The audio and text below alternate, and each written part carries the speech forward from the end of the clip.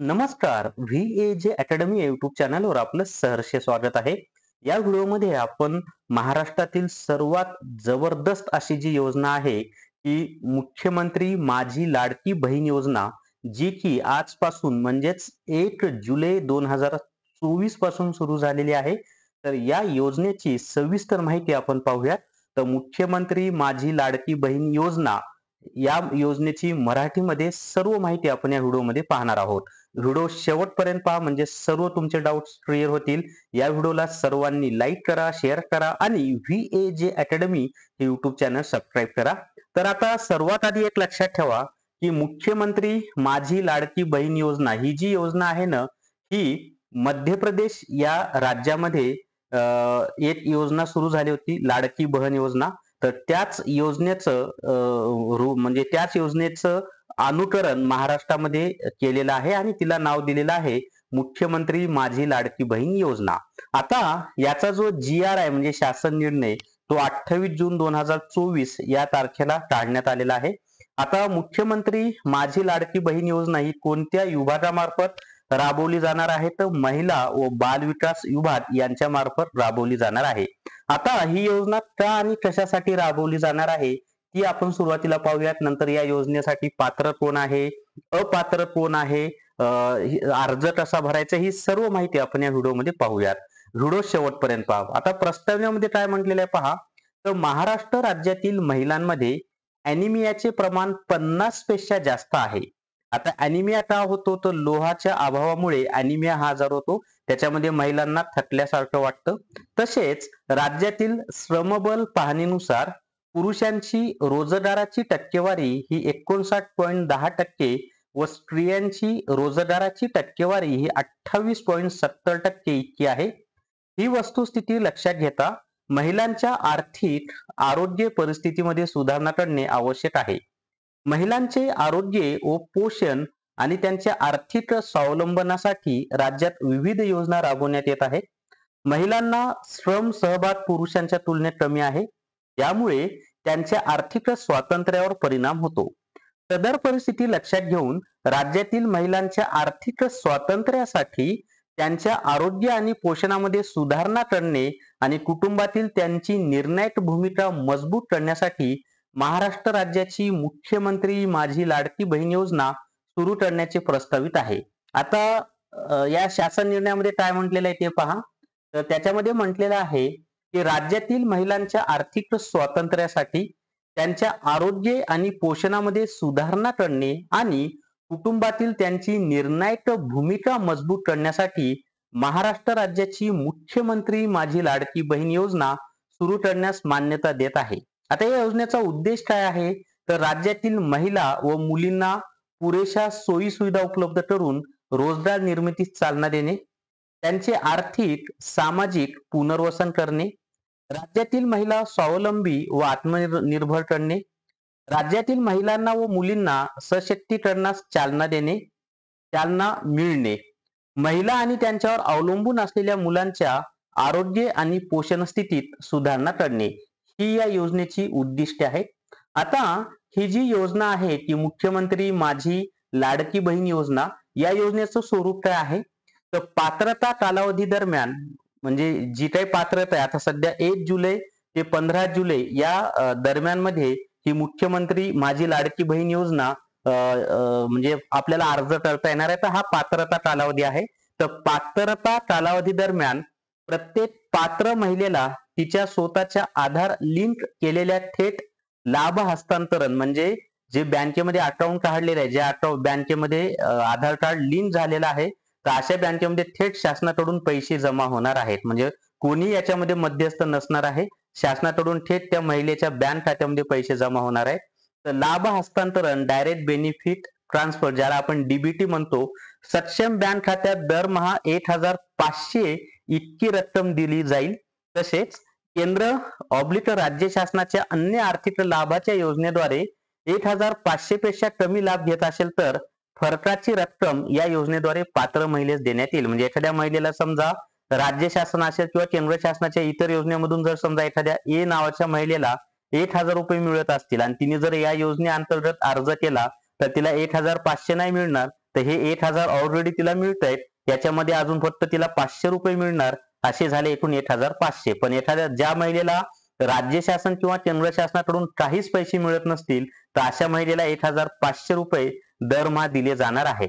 आता योजनेचे लाभार्थी कोण आहेत?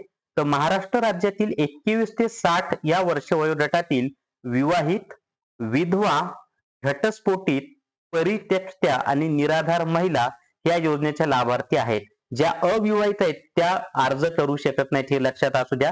एवढ्याच महिला फक्त अर्ज करू शकतात. कोणत्या?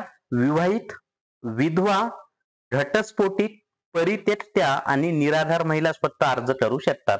आता याच्यामध्ये पात्रतेच्या संदर्भात अजून काही माहिती दिलेली आहे, ती माहिती आपण पाहूयात. तर योजनेच्या लाभार्थ्यांची पात्रता, त्यामध्ये पहा, लाभार्थी महिला महाराष्ट्र राज्याचे रहिवासी असणे आवश्यक आहे, म्हणजे महाराष्ट्र राज्याची रहिवासी असावी. राज्यातील विवाहित, विधवा, घटस्फोटित, परित्यक्त्या आणि निराधार महिला या योजनेसाठी पात्र आहेत. किमान वयाची 21 वर्षे पूर्ण व कमाल वयाची 60 वर्षे पूर्ण होईपर्यंत ही योजना लागू असेल. सदर योजनेअंतर्गत लाभ घेण्यासाठी म्हणजे कमीत कमी 21 आणि जास्तीत जास्त 60 वर्षे हे अर्ज करण्यासाठी पात्रतेचं वय बरं का. सदर योजनेअंतर्गत लाभ घेण्यासाठी अर्ज करणाऱ्या लाभार्थ्याचे बँक खाते असणे आवश्यक आहे, म्हणजे बँकेत खातं असणं आवश्यक आहे. आणि लाभार्थी कुटुंबाचे वार्षिक उत्पन्न 2.5 लाख रुपयांपेक्षा जास्त नसावे, म्हणजे जे वार्षिक उत्पन्न आहे ते 2.5 लाखांपेक्षा कमी असावं. तर ही आहे महत्वाची पात्रता.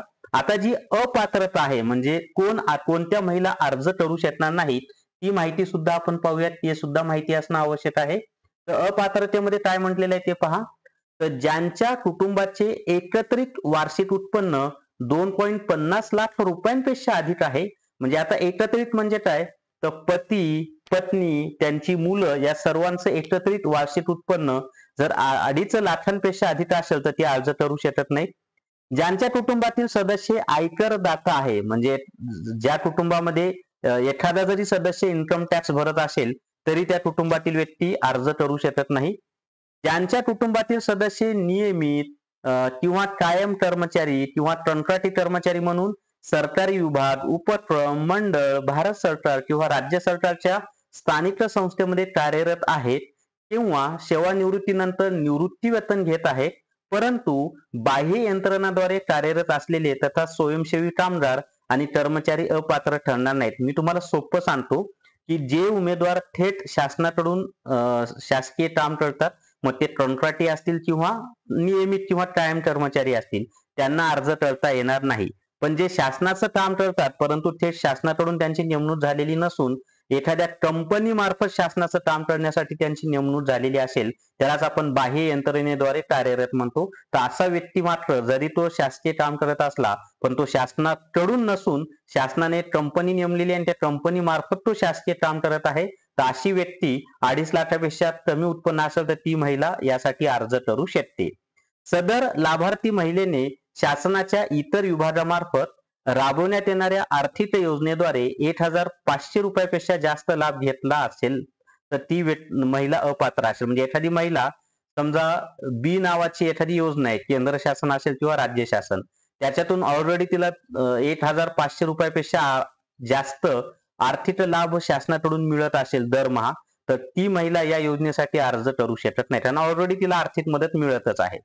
ज्यांच्या कुटुंबातील सदस्य विद्यमान किंवा माजी खासदार व आमदार आहेत, ऑब्व्हियसली ते लोक तर भरणारच नाही. त्यांना 1,500 म्हणजे काय, नाश्त्याला बसले तर पुरणार नाहीत.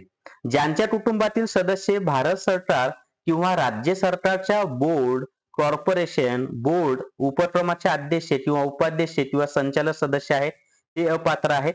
ज्यांच्या कुटुंबातील सदस्यांची संयुक्तपणे 5 एकरपेक्षा जास्त शेतजमीन आहे, ते सुद्धा अपात्र आहेत. ज्यांच्याकडे 4 चाकी वाहने, ट्रॅक्टर वरून बरं का, म्हणजे ट्रॅक्टर असलं तर चालतं, ट्रॅक्टर वरून इतर कोणतेही 4 चाकी वाहन असेल तर त्या कुटुंबातील व्यक्ती अर्ज करू शकत नाही. मग ज्यांच्याकडे 4 चाकी वाहने, ट्रॅक्टर वरून त्यांच्या कुटुंबातील सदस्यांच्या नावावर नोंदणीकृत असेल तर ती महिला, त्या कुटुंबातील महिला अर्ज करू शकत नाही. सदर योजनेच्या पात्रता व अपात्रता निकषामध्ये सुधारणा करण्याची आवश्यकता असल्यास नियोजन व वित्त विभागाचे अभिप्राय घेऊन शासन मान्यतेने कार्यवाही करण्यात येईल. आता हे झालं पात्रता काय आहे, अपात्रता काय आहे. आता त्याच्या पुढे पहा, सदर योजनेमध्ये लाभ मिळवण्याकरता खालील प्रमाणे कागदपत्र सादर करणे आवश्यक आहे. म्हणजे या योजनेचा जर तुम्हाला लाभ घ्यायचा असेल तर कोणती कागदपत्र आवश्यक आहे ती माहिती आपण आता पाहूया. तर त्याच्यामध्ये योजनेच्या लाभासाठी ऑनलाईन अर्ज करावा लागेल. ऑनलाईन अर्ज. पुढे पहा, लाभार्थ्याचे आधार कार्ड असणं आवश्यक आहे. महाराष्ट्र राज्याचे अधिवास प्रमाणपत्र किंवा महाराष्ट्र राज्यातील जन्म दाखला. अधिवास प्रमाणपत्र तहसील मधून मिळतं पहा. त्याच्यानंतर किंवा महाराष्ट्र राज्यातील जन्माचा दाखला. सक्षम प्राधिकारी यांनी दिलेला कुटुंब प्रमुखांचा उत्पन्नाचा दाखला. तलाठ्याकडून आपण घेतो साधारणपणे आणि वार्षिक उत्पन्न 2.5 लाख पर्यंत किंवा त्यापेक्षा कमी पाहिजे. बँक खाते पासबुकच्या पहिल्या पानाची छायांकित प्रत. म्हणजे ज्या बँकेमध्ये तुमचं खातं आहे, नॅशनलाइज बँकेमध्येच काढा शक्यतो, तर त्या बँकेचं जे पासबुक असेल त्याचं पहिल्या पानाची छायांकित प्रत. पासपोर्ट आकाराचा फोटो लागेल. त्याच्यानंतर रेशन कार्ड लागेल. सदर योजनेच्या अटी शर्तीचे पालन करण्याबाबतचे हमीपत्र सुद्धा द्यावं लागेल. आता लाभार्थ्याची निवड कशी होईल ते पहा. मुख्यमंत्री माझी लाडकी बहीण योजनेच्या लाभार्थीची पात्रता अंगणवाडी सेविका किंवा पर्यवेक्षिका. अंगणवाडीमध्येच अंगणवाडी सेविकेच्यावर पर्यवेक्षिका असतात किंवा मुख्य सेविका, सेतू सुविधा केंद्र, ग्रामपंचायत किंवा ग्रामसेवक किंवा वार्ड अधिकारी यांनी खातरजमा करून ऑनलाईन प्रमाणित केल्यानंतर, म्हणजे तुम्ही अर्ज केल्यानंतर यापैकी कोणीतरी त्याची खातरजमा करेल आणि मग तो ऑनलाईन प्रमाणित केल्यानंतर लाभार्थ्यांचा अर्ज सक्षम अधिकारी यांच्याकडे सादर करावा. सक्षम अधिकारी यांनी या कामकाजावर नियंत्रण ठेवावे. त्यानुसार सदर योजनेकरिता अंगणवाडी सेविका किंवा पर्यवेक्षिका किंवा मुख्य सेविका किंवा सेतू सुविधा केंद्र किंवा ग्रामपंचायत किंवा ग्रामसेवक किंवा वार्ड अधिकारी व सक्षम अधिकारी यांच्या जबाबदाऱ्या खालीलप्रमाणे निश्चित करण्यात येत आहेत. आता कोणाची काय जबाबदारी आहे ते पहा. तर याच्यामध्ये कार्यक्षेत्र ग्रामीण भागामध्ये लाभार्थ्याचा अर्ज स्वीकृती किंवा तपासणी किंवा पोर्टलवर अपलोड करणे ही जबाबदारी कोणाची आहे? तर अंगणवाडी सेविका किंवा पर्यवेक्षिका किंवा सेतू सुविधा केंद्र किंवा ग्रामपंचायत किंवा ग्रामसेवक यांची आहे. यापैकी कोणाकडे तरी जाऊन तुम्ही ते करू शकता. पुढे अर्ज पडताळणी करून सक्षम अधिकाऱ्याकडे मान्यतेसाठी सादर संबंधित जिल्हा महिला व बालविकास अधिकारी यांची जबाबदारी आहे. आणि अंतिम मंजुरी देण्याकरिता सक्षम अधिकारी कोण आहेत? तर संबंधित जिल्हाधिकारी यांच्या अध्यक्षतेखालील समिती अंतिम यादी तयार करणार आहे. आता याच्यावर नियंत्रण कोणाचं असणार आहे ते पहा. तर नियंत्रण अधिकारी आहेत आयुक्त महिला व बालविकास महाराष्ट्र राज्य पुणे, हे सदर योजनेसाठी नियंत्रण अधिकारी राहतील. तसेच आयुक्त एकात्मिक बालविकास सेवा योजना नवी मुंबई हे सहनियंत्रण अधिकारी असतील. आता योजनेची कार्यपद्धती कशी आहे, म्हणजे अर्ज करण्याची प्रक्रिया कशी आहे ते पहा. तर योजनेचे अर्ज पोर्टल किंवा मोबाईल ऍपद्वारे किंवा सेतू सुविधा केंद्राद्वारे ऑनलाईन भरले जाऊ शकतात. कुठे कुठे भरू शकता? एक तर वेबसाईटवर किंवा पण यांनी वेबसाईटचं अजून नाव दिलं नाही बरं का, तयार करणं चालू असेल, झाली असेल आता वेबसाईट. मोबाईल ऍप पण आहे किंवा सेतू सुविधा केंद्रावर जाऊन तुम्ही ऑनलाईन भरू शकता. त्यासाठी काय करायचं आहे, तर पात्र महिलेस या योजनेसाठी ऑनलाईन अर्ज करता येईल. त्याच्यानंतर ज्या महिलेस ऑनलाईन अर्ज सादर करता येत नसेल त्यांच्यासाठी अर्ज भरण्याची सुविधा अंगणवाडी केंद्रात किंवा म्हणजे गावामध्ये अंगणवाडी केंद्र असतं पहा, तिथं जाऊन सुद्धा अर्ज भरू शकता किंवा बाल विकास प्रकल्प अधिकारी कार्यालय, नागरी ग्रामीण आदिवासी किंवा ग्रामपंचायत, गावातल्या ग्रामपंचायतीमध्ये अर्ज भरू शकता किंवा वार्ड किंवा सेतू सुविधा केंद्र येथे उपलब्ध असतील. पुढे पहा, वरील भरलेला फॉर्म अंगणवाडी केंद्रात किंवा बाल विकास प्रकल्प अधिकारी कार्यालय, सेतू सुविधा केंद्र मध्ये नियुक्त कर्मचाऱ्यांद्वारे ऑनलाईन प्रविष्ट केला जाईल आणि प्रत्येक यशस्वीरित्या दाखल केलेल्या अर्जासाठी यथायोग्य पोच पावती दिली जाईल. पोच पावती जपून ठेवा बरं का. त्याच्यानंतर अर्ज भरण्याची संपूर्ण प्रक्रिया ही विनामूल्य असेल, म्हणजे ₹1 कुणाला द्यायचा नाही तुम्हाला. अर्जदार महिलेने स्वतः उपरोक्त ठिकाणी उपस्थित राहणे आवश्यक असेल, जेणेकरून तिचा थेट फोटो काढता येईल आणि ई-केवायसी करता येईल. यासाठी महिलेने खालील माहिती आणणे आवश्यक आहे. म्हणजे सोबत काय न्यायचंय त्यासाठी, तर कुटुंबाचे पूर्ण ओळखपत्र म्हणजेच रेशन कार्ड आणि स्वतःचे आधार कार्ड सोबत नेणं आवश्यक आहे. तर अशा पद्धतीनं तुम्ही अर्ज करू शकता आणि सर्व माहिती मी तुम्हाला व्यवस्थितरित्या दिलेली आहे. आता हे लाभाच्या रक्कम कशी मिळणार आहे ते पहा. तर प्रत्येक पात्र महिलेला तिच्या स्वतःच्या आधारावर लिंक केलेल्या थेट लाभ हस्तांतरण सक्षम बँक खात्यात जिल्हा महिला व बालविकास अधिकारी कार्यालयामार्फत रक्कम जमा केली जाणार आहे. ठीक आहे. आता पुढे पाहूयात आपण. आता यामध्ये अजून एक लक्षात ठेवा की 2 समित्या स्थापन केलेल्या आहेत या योजनेसाठी. एक आहे राज्यस्तरीय समिती. तर राज्यस्तरीय समितीचे अध्यक्ष कोण आहेत? तर आयुक्त महिला व बालविकास महाराष्ट्र राज्य पुणे, ह्या जे आयुक्त आहेत ते राज्य समितीचे अध्यक्ष असतील आणि राज्य समितीचे सदस्य सचिव कोण असतील? तर उपायुक्त महिला विकास, महिला व बाल विकास आयुक्तालय पुणे हे उपायुक्त हे सदस्य सचिव असतील आणि हे बाकीचे मत जे दिलेले आहेत ते या राज्यस्तरीय समितीचे सदस्य आहेत. आता पुढे पहा, जिल्हा स्तरावर सुद्धा एक समिती असणार आहे. तर जिल्हा स्तरावर जी समिती असणार आहे या योजनेच्या संदर्भात, तर त्या समितीचे जिल्हा स्तरावरील समितीचे अध्यक्ष संबंधित जिल्ह्याचे जिल्हाधिकारी असतील. त्याच्यानंतर सदस्य सचिव कोण असतील? तर संबंधित जिल्हा महिला व बाल विकास अधिकारी या सदस्य सचिव असतील आणि मग बाकीचे हे सदस्य दिलेले आहेत आणि सह अध्यक्ष कोण असतील? तर संबंधित सर्व मुख्य कार्यकारी अधिकारी म्हणजे जिल्हा परिषदेचे सीईओ म्हणजे मुख्य कार्यकारी अधिकारी हे सह अध्यक्ष असतील जिल्हास्तरीय समितीचे. तर याच्यामध्ये पहा, आता अर्ज कधी करायचे आहेत ही माहिती आपण पाहूयात.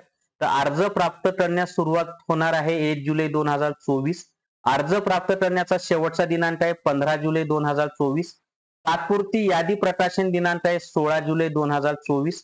तात्पुरत्या यादीवरील तत्काळ हरकती प्राप्त करण्याचा कालावधी आहे 16 जुलै 2024 ते 20 जुलै 2024. तत्काळ किंवा हरकतींचे निराकरण करण्याचा कालावधी आहे 21 जुलै 2024 ते 30 जुलै 2024.